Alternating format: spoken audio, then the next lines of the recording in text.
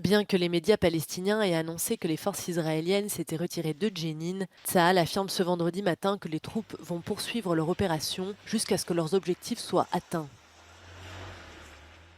Selon le Times of Israel, les forces israéliennes indiquent avoir éliminé 14 terroristes dans cette opération à Jenin, dont le commandant du Hamas de la ville. Du côté du ministère de la Santé et de l'autorité palestinienne, l'attaque est décrite comme une des plus meurtrières en Cisjordanie, avec un total de 36 Palestiniens tués. D'après les autorités palestiniennes, une frappe israélienne sur un camp de tentes à Gaza a également tué 4 hommes et blessé 2 enfants. La frappe a touché tôt ce jeudi un campement près de l'hôpital des Martyrs d'Al-Aqsa dans la ville de Deir el-Balah. Enfin, la campagne anti-polio a débuté depuis près d'une semaine dans le centre de la bande de Gaza à la veille d'une pause humanitaire annoncée par les Nations Unies.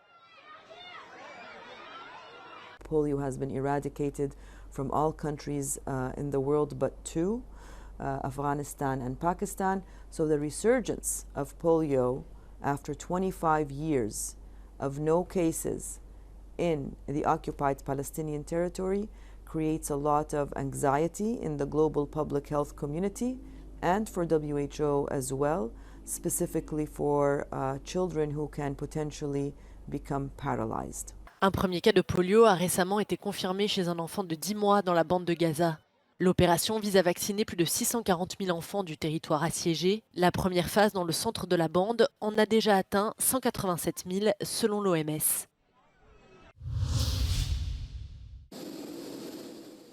Avant sa visite en Italie et sa rencontre avec Giorgia Meloni, Volodymyr Zelensky a fait une escale en Allemagne. Objectif, obtenir de la part des alliés de l'Ukraine plus d'armes pour faire face à des frappes russes de plus en plus intenses ces dernières semaines. Le secrétaire d'État américain, qui participait à la réunion avec le président Zelensky ce vendredi, a annoncé une nouvelle aide militaire à l'Ukraine de 250 millions de dollars. Thanks to our actions, there is currently no threat that Russia will launch a new offensive operation on our territory against the city of Sumy. Berlin, qui est actuellement le plus gros soutien de l'Ukraine après Washington, a annoncé la livraison de missiles à Kiev. Wir werden 12 moderne Panzerhaubitzen vom Typ 2000 an die Ukraine liefern und zwar 6 davon noch in diesem Jahr und weitere 6 im nächsten Jahr, Gesamtvolumen 150 Millionen Euro. Kiev attend toujours par ailleurs la permission d'utiliser des missiles longue portée sur le territoire russe, une idée qui divise les pays occidentaux.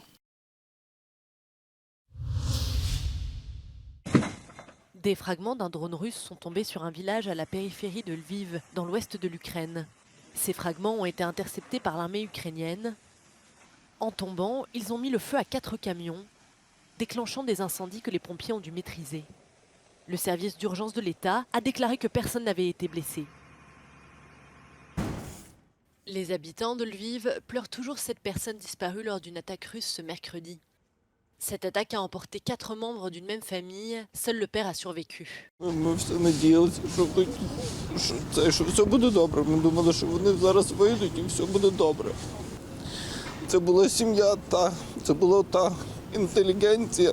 Parallèlement à cette attaque à Lviv, le ministère russe de la Défense a diffusé des images de l'artillerie qui aurait effectué des frappes sur les unités ukrainiennes dans la zone de Koursk.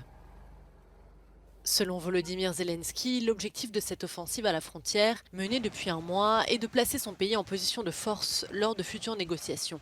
Toutefois, Kiev devra réussir à transformer ses victoires militaires en gains politiques.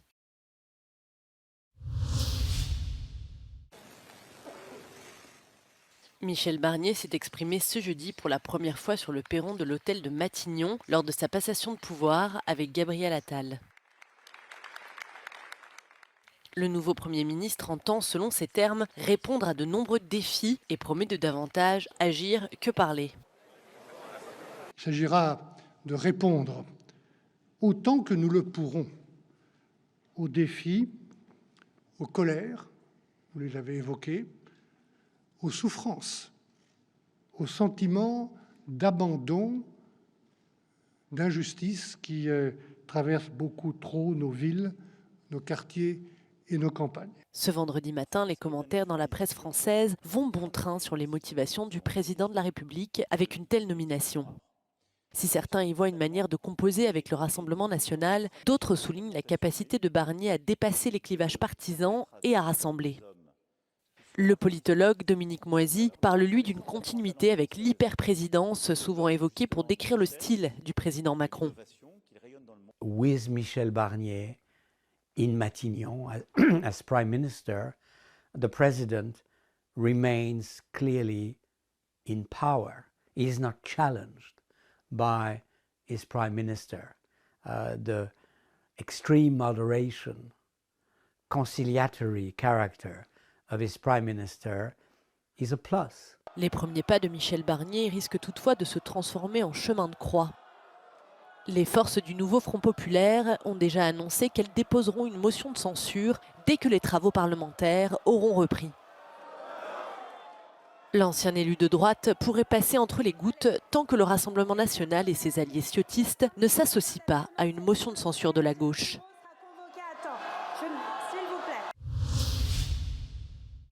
100 000 doses de vaccins contre le Mpox sont arrivées en République démocratique du Congo. Fabriquées par la société danoise Bavarian Nordic, elles ont été données par l'UE par l'intermédiaire de l'autorité européenne de préparation et de réaction en cas d'urgence sanitaire de la Commission européenne. Les vaccins arrivent 3 semaines après que l'OMS a déclaré une urgence sanitaire internationale suite à la découverte d'un variant plus contagieux. These deliveries are part of the 215,000 vaccine doses that the European Commission's HERA, that is the Health Emergency Preparedness and Response Authority, procured and also pledged to share with affected countries in Africa. Les autorités congolaises ont confirmé que 100 000 doses supplémentaires devraient arriver plus tard dans la journée de samedi. L'UNICEF mènera la campagne de vaccination dans les provinces les plus touchées. Les partenaires occidentaux tels que l'Union européenne et les États-Unis ont assuré l'arrivée de 380 000 doses de vaccins contre la maladie. La majorité des cas et des décès dus au Mpox sont survenus en République démocratique du Congo, où le nouveau variant a été détecté pour la première fois et où la plupart des infections surviennent chez des enfants de moins de 15 ans. À la suite de l'épidémie mondiale de variole du singe en 2022, les pays riches ont réagi rapidement en fournissant des vaccins et des traitements provenant de leur stock. Cependant, seules quelques doses sont parvenues en Afrique, malgré les demandes répétées des gouvernements africains. Les salariés de l'usine Audi à Bruxelles n'ont pas repris le travail cette semaine après la pause estivale. Cette décision est la réaction directe à l'annonce de la maison mère, Volkswagen, de ne plus leur confier aucun modèle à assembler au-delà de 2025, autrement dit la menace d'une fermeture des chaînes de production. Le site belge produit un modèle haut de gamme de voitures électriques et donc technologique, mais en raison d'une baisse de la demande et des coûts de production élevés, la direction a décidé de prendre des mesures fortes. Plus de 3000 emplois directs sont menacés, ainsi que plusieurs centaines de sous-traitants. Notre sentiment, c'est que moi, je suis en colère, tout ce qui se passe. En colère, parce qu'en colère vers cette décision de fermer le site, si même il y avait des alternatives pour garder le site, mais on ne croit pas à ça. On ne croit pas. De son côté, la direction affirme que la fermeture n'est pas à l'ordre du jour et que d'autres pistes sont à l'étude. Er zijn nog een aantal mogelijkheden, een aantal denkpistes. Een van die denkpistes is bijvoorbeeld dat we kijken om bepaalde projecten te kunnen integreren hier bij ons op de site. Om een voorbeeld te geven, we zouden kunnen denken aan het produceren van onderdelen voor andere fabrieken. En daarnaast is er ook de piste van dat we spreken met investeerders, potentiële investeerders. En daarmee gaan we mee rond de tafel zitten als het wat concreter wordt. Maar ik kan daaromtrent nog niet veel vertellen. Volkswagen est le premier groupe automobile européen. Il a annoncé cette semaine un plan d'économie. L'entreprise envisage pour la première fois de son histoire la fermeture de 2 usines en Allemagne et des licenciements secs afin de faire face à la concurrence américaine.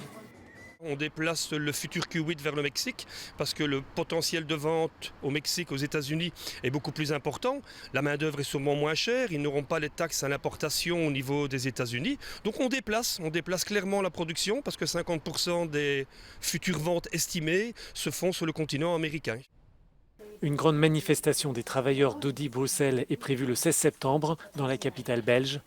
Des délégués des syndicats allemands de Volkswagen comptent se joindre au rassemblement.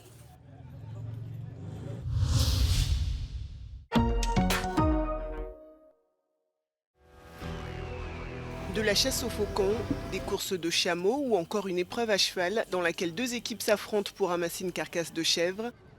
Ces disciplines qui peuvent paraître surprenantes font partie du mondial des Jeux nomades. Cette année, cet événement sportif se tiendra à Astana, la capitale du Kazakhstan, et débutera dimanche. Outre l'aspect sportif, ces Jeux, créés par le Kirghizstan en 2014, ont une forte dimension culturelle car ils sont l'occasion de présenter les coutumes de nombreux peuples d'Asie centrale. Mais les pays de cette région ne sont pas les seuls à participer à la compétition. Cette année, environ 90 nations seront représentées avec plus de 2000 athlètes. Всемирные игры кочевников – это уникальная возможность показать миру богатое историко-культурное наследие нашей страны, показать дух народа, показать глубокую душу казахского народа. Le mondial des Jeux nomades jouit aujourd'hui d'une renommée dans le monde et s'élargit avec des équipes venues par exemple des États-Unis ou de France, des pays qui n'ont pas une grande culture nomade. What's interesting that we see countries coming, the geography of participating countries from Australia to Canada, from South Africa to Great Britain, those states that have little nomadic history in the past. So meaning that these games are actually going around the world and we see this great interest. Le mondial des Jeux nomades se tiendra pendant 6 jours du 8 au 13 septembre.